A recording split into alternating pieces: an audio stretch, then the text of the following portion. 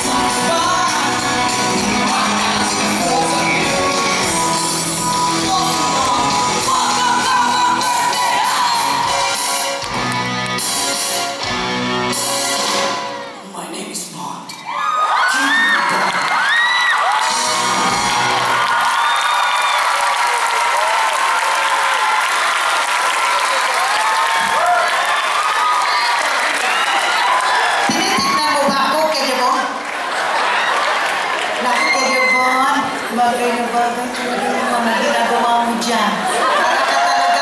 Para kang talagang grade 6.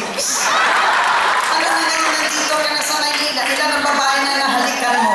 Dati kasi ako lang, at saka yung nanay mo. Ngayon, ang daming babae din sa likod mo. Iniipon ko pa lang. Iniipon ko pa lang. Iniipon mo lang? O sige, ipunin mo na. Okay. Alam mo, Kedebon, siguro alam mo na ngayon na ikaw siguro sa lahat ng mga contestants ang